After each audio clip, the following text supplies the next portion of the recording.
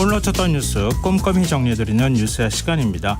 오늘은 곽재훈 프로시안 기자 나와 계십니다. 안녕하세요. 네, 안녕하세요. 네, 군벌 간 무력 충돌이 발생한 북아프리카 수단에서 우리 교민들이 무사히 탈출해 귀국했다는 반가운 소식이 전해졌어요. 네, 우리 교민 28명이 공군 군용기 편으로 서울공항에 무사히 도착을 했습니다.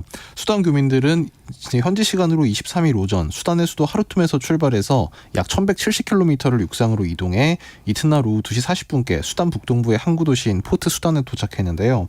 이들은 포트 수단에서 대기 중이던 공군 C-130J 슈퍼 허큘리스 수송기 편으로 홍해 맞은편 사우디아라비아 제다에 도착했고 이곳에서 시그너스 공중 급유기 편으로 우리 귀국길에 올랐습니다. 애초 전날 밤에는 이제 수단을 탈출한 교민 28명 가운데 즉시 귀국을 원하지 않는 2명이 제다에 머물 것이라는 발표가 있기도 했는데요. 네. 마지막에 이들 2명도 귀국하는 것으로 의사를 번복해서 28명 전원이 이 서울공항을 통해 귀국을 했습니다. 교민 구출 과정이 쉽지는 않았을 것 같거든요. 한번 과정을 좀 점검해 볼까요?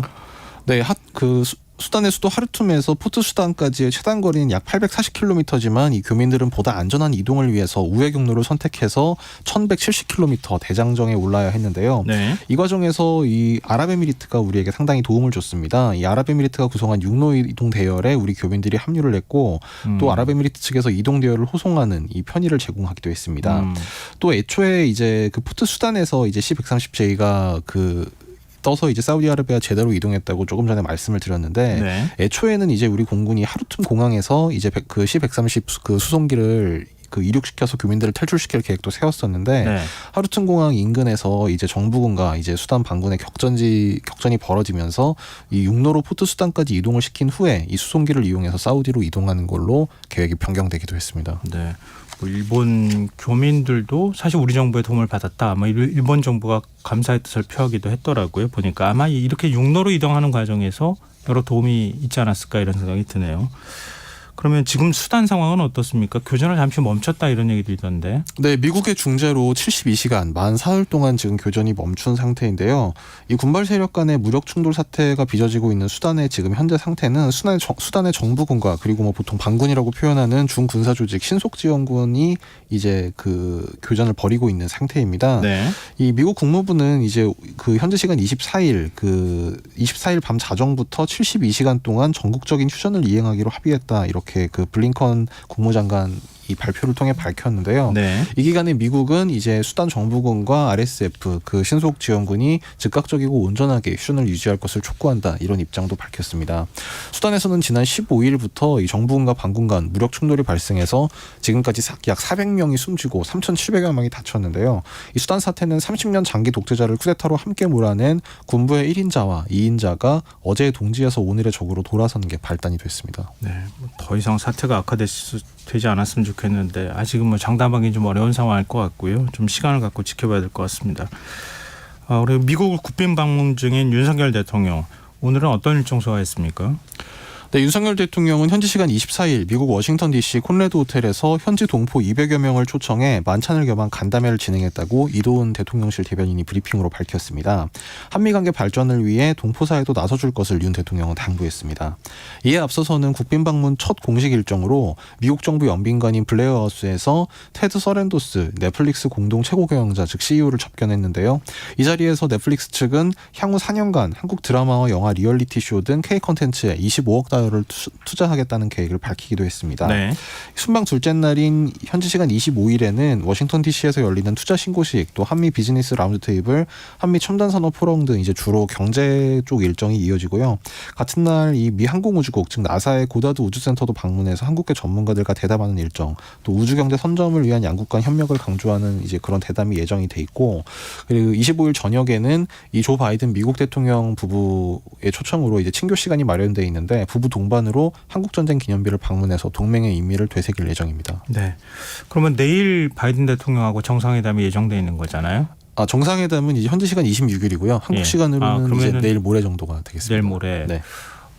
그러면은 지금 바이든 대통령하고 정상회담을 한 다음에 이른바 공동성명이 채택이 된다거나 아니면은 어떤 문서로 확약을 그 이전에 언론보도를 통해서 나왔던 것처럼 핵 확장 억제 전략과 관련한 미국 측의 문서로 담보하는 어떤 뭔가가 있지 않겠느냐 이렇게 기대를 했는데 그런 내용에 대한 뭐 언급이나 이런 건 없었습니까?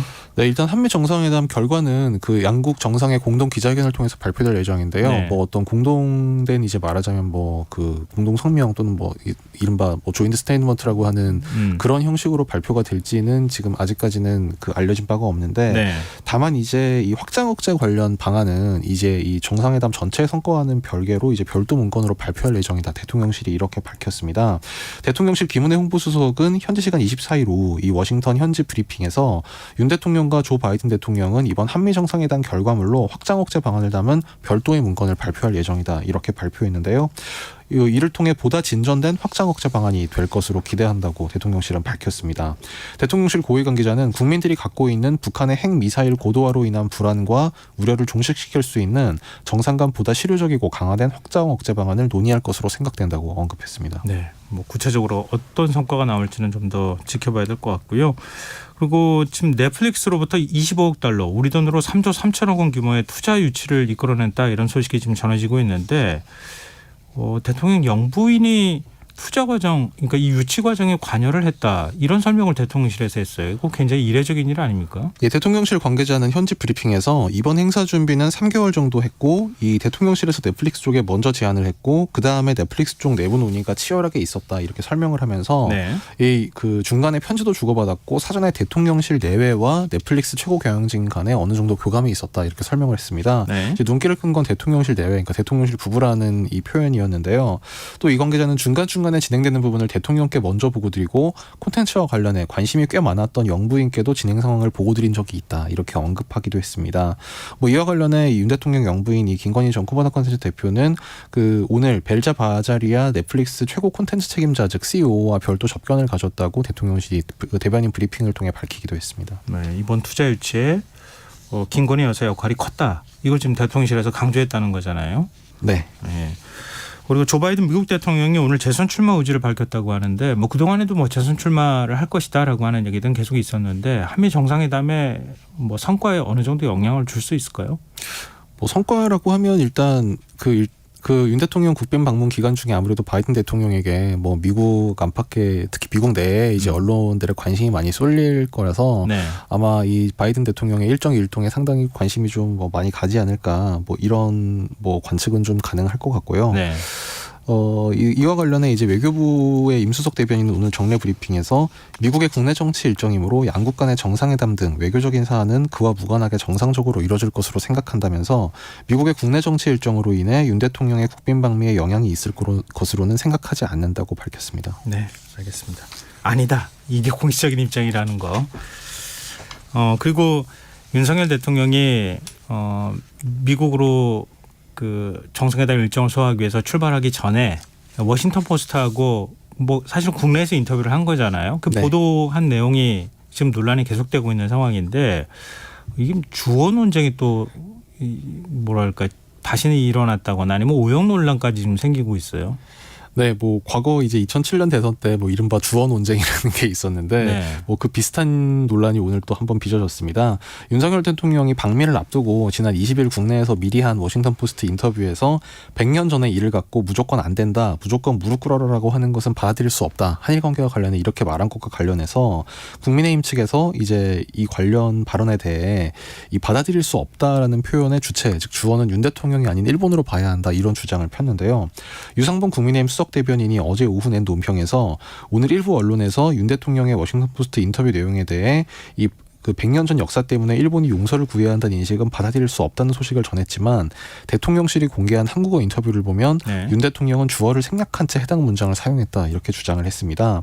유 대변인은 또 오늘 아침 라디오 인터뷰에서도 한글 원문을 보면 주어가 빠져있다. 이것으로 인해서 해석에서 영어 번역이 다소 오해 소지가 있게 번역됐다. 이런 재차 주장을 했는데요. 예. 이는 전날 대통령실 해외 홍보비서관실이 국내 기자들에게 제공한 한국어 인터뷰 원문 발언을 토대로 한 이제 주장이었습니다. 네.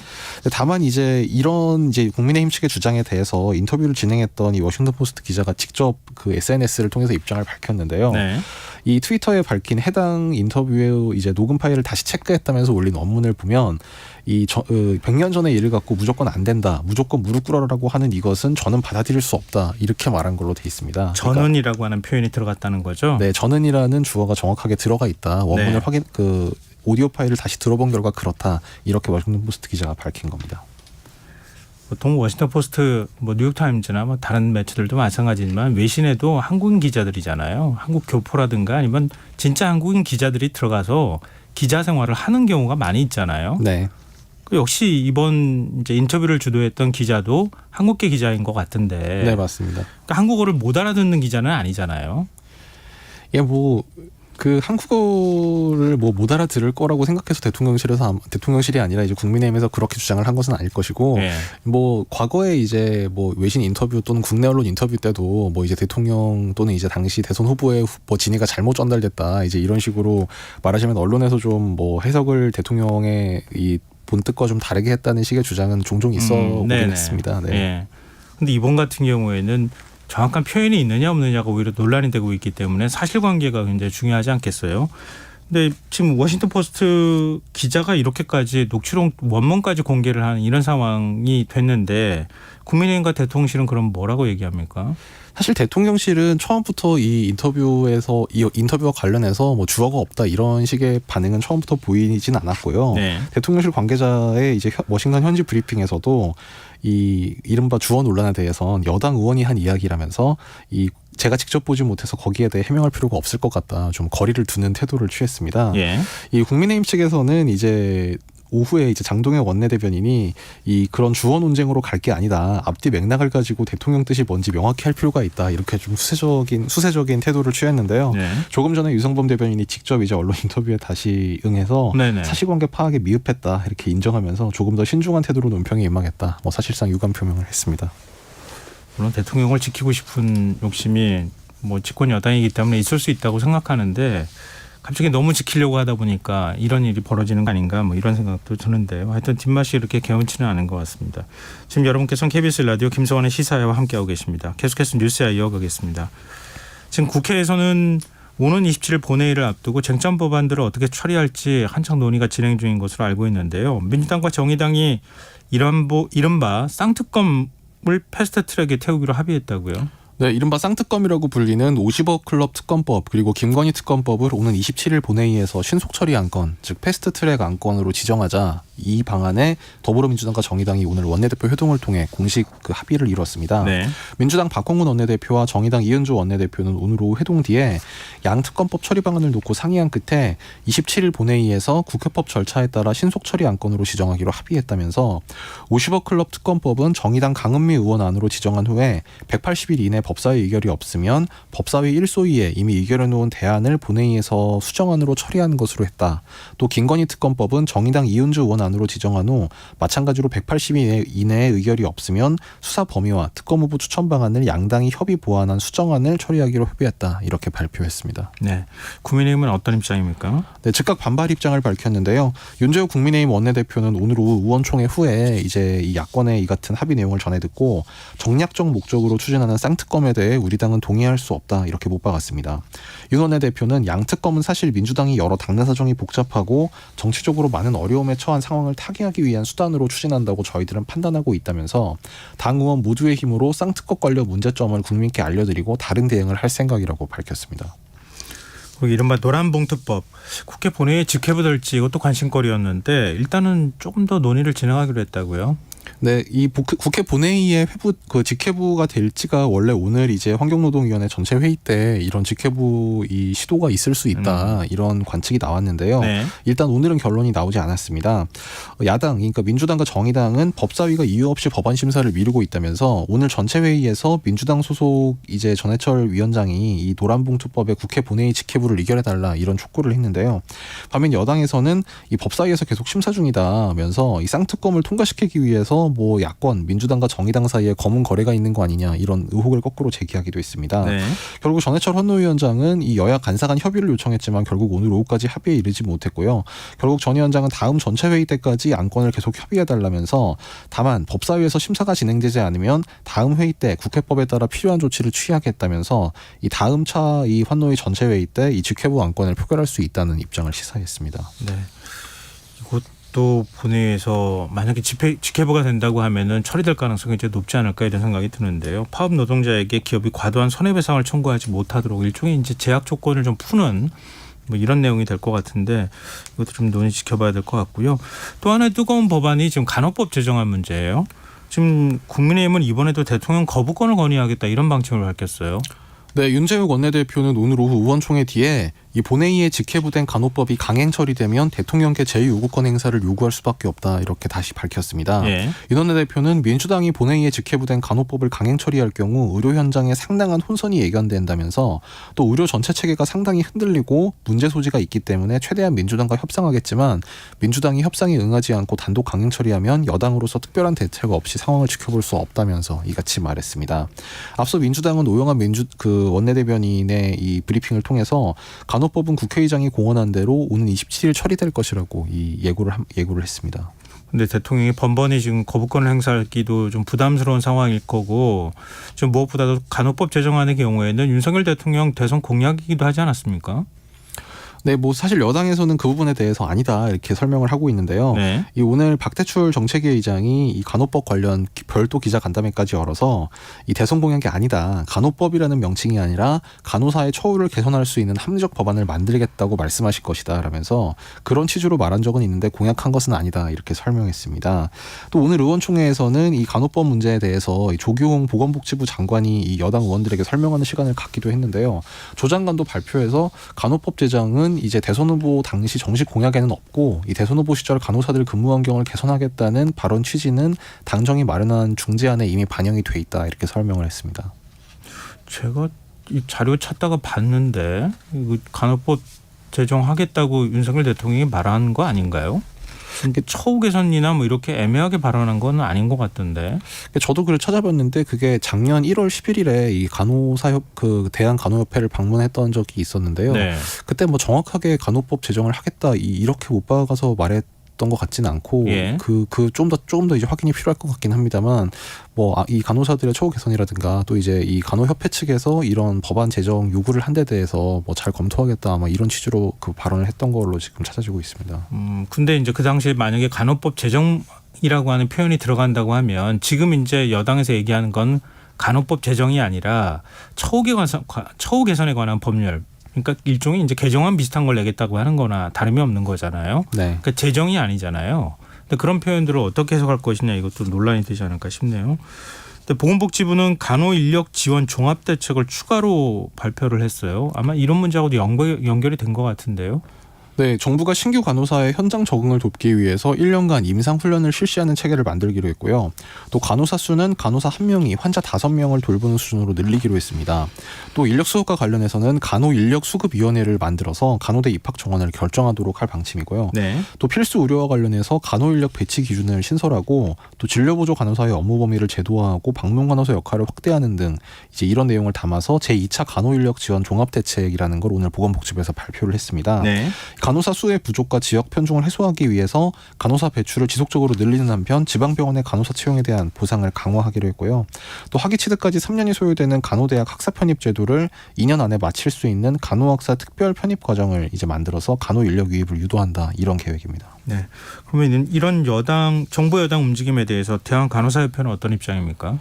간호사단체와 노조는 발표 내용에 대해서 구체성이 결여됐다 이런 비판적 입장을 밝혔는데요. 네. 대한간호사협회 백창기 홍보국장은 과거 발표된 이 대책에서 크게 발전한 내용이 눈에 띄지 않는다면서 예산을 확보하지도 못한 내용도 담겨서 신뢰가 가지 않는다고 지적했습니다.